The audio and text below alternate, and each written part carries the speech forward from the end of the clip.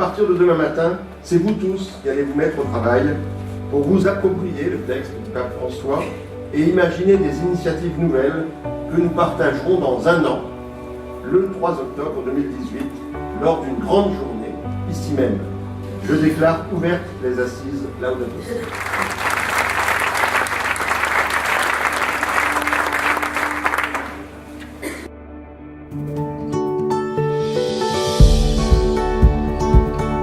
Alors nous sommes ici au domaine Lyon-Saint-Joseph, un magnifique parc de 5 hectares et un bâtiment entièrement rempli d'ateliers, avec au centre cette forêt des initiatives que les établissements ont apportées.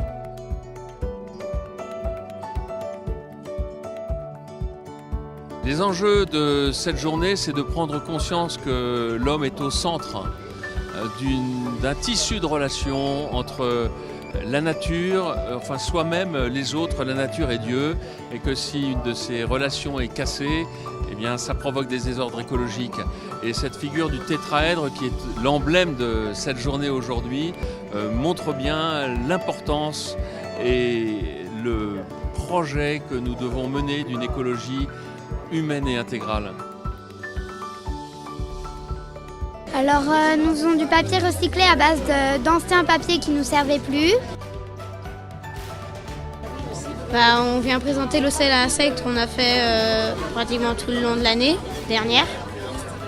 Et on l'a fait qu'avec des matières recyclées. S'il n'y a plus d'insectes, il y aura un manque d'une espèce dans l'écosystème. Et ça va disparaître et l'écosystème va se dérégler.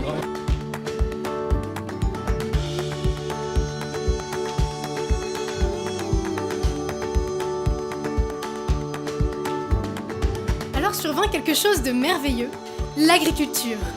Waouh! À quelles conditions a-t-on un réel progrès? C'est-à-dire un progrès qui ne détruise ni l'homme, ni la nature. Vouloir à tout prix progresser, sans savoir vers où, sans éthique et sans réflexion, n'est qu'une action vaine. Nous ne pensons plus, donc nous ne sommes plus.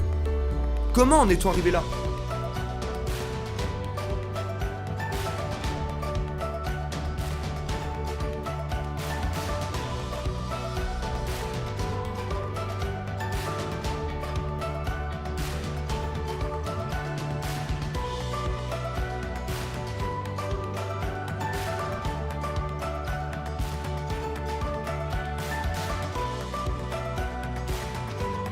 Cette journée, ça permettait de récolter des informations, plein de conseils. Tous ces stands, ils ont des idées géniales pour résoudre le problème de la pollution. Et donc là, on est en train de faire une grande avancée à mon avis. Celui que j'ai préféré, c'est l'atelier avec les tomates, où on pouvait les goûter, où il y avait plusieurs variétés, tout ça, et tout ça c'était fait bio. Cette exposition, elle sert à s'interroger sur notre manière de nous alimenter, à la fois pour le côté déchets, mais à la fois pour le côté aussi plaisir. On se pose souvent plein de questions. On ne sait jamais, dans les supermarchés, on nous donne plein d'informations différentes, il y a plein d'informations contradictoires qui arrivent. On en oublie le sens qu'on veut donner à notre alimentation. On augmente un peu. Le concept est très simple, on a un mouvement rotatif qui sont envoyés à la sono. Voilà, en gros, quand il pédale, ça fait du son.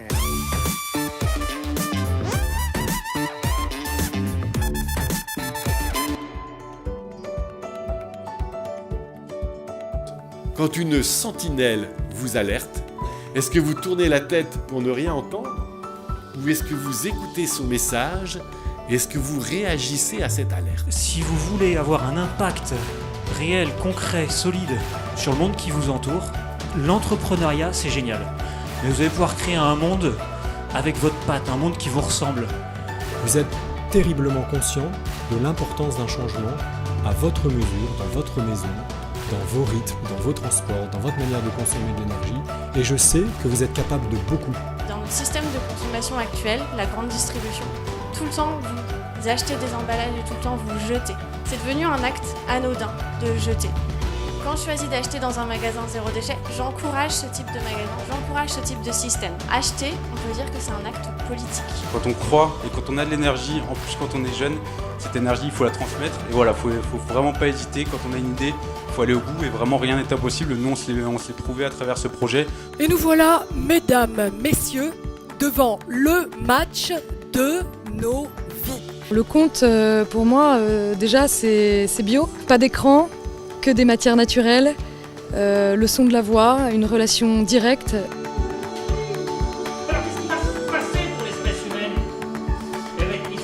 On a joué la première d'un spectacle sur l'écologie intégrale d'après le texte de Laudato Si du pape François. Remixé à notre sauce. À notre sauce. Oui, parce que nous, on fait toujours à notre sauce. On a envie d'encourager par notre art pour que les choses se bougent. J'aimerais qu'ils repartent avec la conscience que nous ne pouvons plus attendre, que nous devons chacun nous engager, la conscience que travailler vers plus de sobriété, c'est une source de joie. Et que finalement ce qu'on veut au bout du compte c'est le bonheur de l'homme, le bonheur de chacun et rendre grâce de tous les dons reçus en protégeant notre maison commune. Nous avons choisi de vous présenter des éco-béatitudes parce que l'enjeu c'est le bonheur. Heureux celui qui s'émerveille et sait que créé par Dieu, il est aimé inconditionnellement de lui. Heureux celui qui prête attention, écoute et sait dire merci. Heureux celui qui sait prendre soin de lui, des autres et de la relation. Heureux celui qui est attentif aux pauvres et à toute fragilité. Heureux celui qui respecte la vie et la dignité de l'homme, sa culture et son identité. Heureux celui qui sait que tout est lié et qu'il ne peut construire qu'avec les autres. Heureux celui qui place le bien du tout avant son propre intérêt. Heureux celui qui met son travail et la technique au service de l'homme. Heureux celui qui se sait responsable de la maison commune et préserve la nature. Heureux celui qui mise sur la sobriété, c'est l'importance du temps et adopte un style de vie renouvelé. Heureux celui qui promeut une écologie intégrale au service de la croissance de l'homme, corps, cœur et esprit.